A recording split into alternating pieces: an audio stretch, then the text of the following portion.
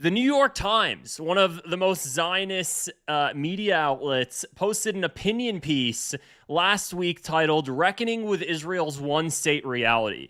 Now, if you it's a very, very long article. I did spend about 30 minutes and maybe a little bit less reading through the article. But what's really interesting about this, the reason I want to bring it up now is because it's showing just how much the tides have shifted to where even a Zionist outlet has to just accept the fact that Israel is an apartheid state. They eventually, after writing this very, very long-winded article at the very, very, very, very, very, very, very bottom, they start to use the word apartheid, I think 3 or 4 times in the article. So why am I sharing it then? Why am I even bringing it up? Because finally, what we're starting to see is what I've been telling you guys, what we've been talking about, is that Israel there's only one government between the river and the sea, and it's Israel. The Palestinian Authority has no control over anything, which is why Israel is an apartheid state. When people talk about an apartheid state, when most people, especially geopolitical analysts, refer to it, they're not talking about just Israel within Israel proper of its Green Line 1967 borders, because it doesn't matter what Israel's 1967 borders are. Israel controls all of the West Bank, including, yes, Area A. They talk about how Area A is under Palestinian control. The Israeli occupation always goes through Area A. Has anybody been to the West Bank? Have you seen how often Israel just does whatever it wants to do? So this article is it's highlighting something that we have to just really get the public to recognize. This is why world leaders don't want to admit this, because then it's going to have to completely shift what the world does about Israel-Palestine, recognizing that Israel is a one state with all of Israel and the West Bank makes you have to reshift all international bodies' statements, their verdicts, their stances on things, how things should move forward. So let me just read this, and then I'll explain this much, much better. Palestine is not a state in waiting, and Israel is not a democratic state incidentally occupying Palestinian territory. All the territory west of the Jordan River has long constituted a single state under Israeli rule, where the land and the people are subject to radically different legal regimes, and Palestinians are permanently treated as a lower caste. That is simple fact. Now, if you don't understand why that is simple fact, let me show you guys this interactive map. This is from Beit Sadem. It's an Israeli organization, human rights organization, that Israel's actively they're going through legal battles with the Israeli government consistently. They do a lot of work on settler violence. They call Israel an apartheid state, and they're based in the occupied West Bank. They work with a lot of people in the occupied West Bank. It's the Israeli Information Center for Human Rights in the occupied territories. This map shows you the occupied West Bank, and you can really start to appreciate how chopped up the entire West Bank is. The light blue is Area C. The light beige is Area B, and the dark brown, or the darker brown, is Area A. Okay, look at the West Bank. The whole thing is chopped up. Let me zoom in. Anytime you see one of these X's here, the red X's are checkpoints. Look how many checkpoints are around, and what you see is that I wish this was also topographic in a way, meaning I wish you guys would be able to see the mountains and the hills. I always like showing you guys, oh wait, there is a satellite view. Perfect. I like showing you guys the mountains and the hills because you start to recognize that Israel's flat. This is not even that good, but Israel is flat, and the West Bank is a mountain. The West Bank is a mountainous region. And what the settlers have done is they've taken all of the mountaintops and all of the hilltops, and they've put their settlements above them. And all of the Palestinians live in the valleys where the settlers can easily oversee them, where the IDF can easily oversee them. I can actually show you my family's village directly, and you'll see that my family's village is right there in the middle of a valley. So this is Nablus. This is one of the main cities in the occupied West Bank, in the Northwest Bank. My family's village is this small village right here called Burin. It's a town, I guess you could say. Both sides of my family are from there for as far back as we know.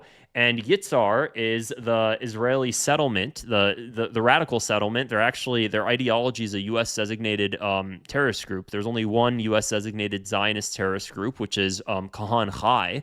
And the ideology of Kahan Chai originated from the settlement next to my family's village, Yitzhar, which is right here. This is Yitzhar. You'll see this word right here, Yitzhar. And this is Yitzhar. And there, of course, you can zoom in. Of course, it's on a mountaintop. And what's interesting is if you zoom into Yitzhar, what it really is it's just a bunch of really trailer homes. I mean, if you look at these homes, they're just a small community of 2,000 that oversees the Palestinians, but they're here in the middle of the mountain, and everything around them are Palestinian towns, and they are all in the valleys. They're all in the valleys. And guess what? Here's my family's village. Here's Yitzhar, and right behind Yitzhar is Braka. And Braka is another Israeli settlement. Braka is not as violent. They're still violent, nowhere near as violent as Yitzhar, but my family's village is in a valley. So why am I bringing this up? Because the only way to enter and exit my family's village is through just a couple roads. One road here, where there's a checkpoint right there, and then another road up here, where there's a checkpoint right there. There is nowhere else. You either go to the east or you go to the west, both of which require a checkpoint. Because if you go to the north or to the south, well, you hit Yitzhar, you hit Braka, and you can't pass your Yitzhar and Braka. They're both settlements. You'll get killed. So you're stuck. They have you imprisoned. And that's just one Palestinian village. This is the entire Israeli-occupied West Bank. The entire thing is like this. My family's village is no exception. Here's a you can see Yitzhar in here and Braka here, and here's Burin. And look, Madama. There's all of these other, Hawara, Inabis. I know I mispronounced some of the village names. I try my best with my Arabic, but what you'll see is they're all in the valleys, and Israel's chopped everything up. So if this is the case, now why am I sharing this? Because if this is the case, and if this is the way the West Bank looks, and it's only going to get worse, because what you'll notice is this is what Israel intentionally does, is they want to chop it up until you basically have islands of Palestinian towns. Like right now, all this brown right here, this is way too brown for Israel's liking. They don't like this, so they need to figure out how to chop this up.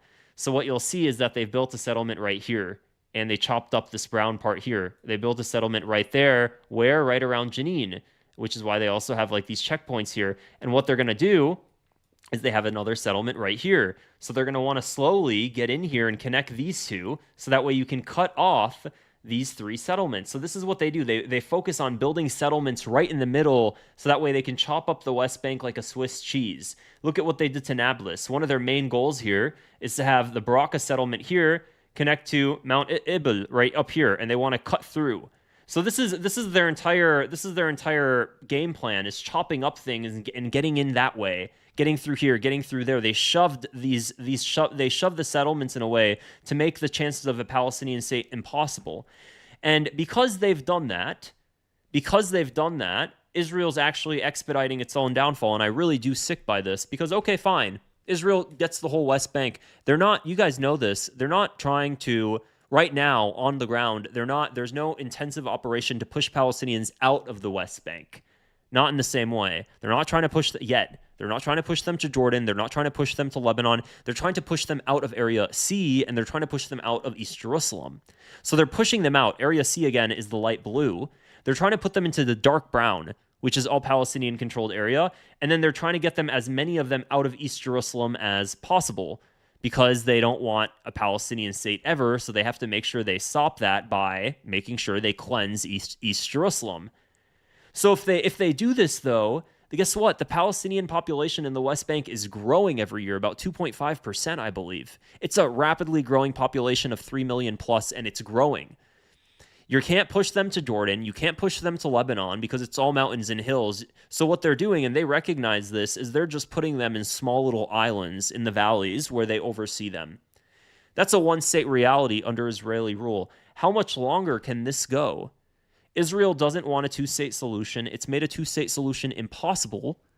So what is the alternative then? What is the alternative? How long can apartheid last? You don't want a two-state solution, then how long is the alternative? And that's exactly what this entire New York Times article addresses. Of course, they don't use the language that I use, because the New York Times has to appeal to its Zionist audience.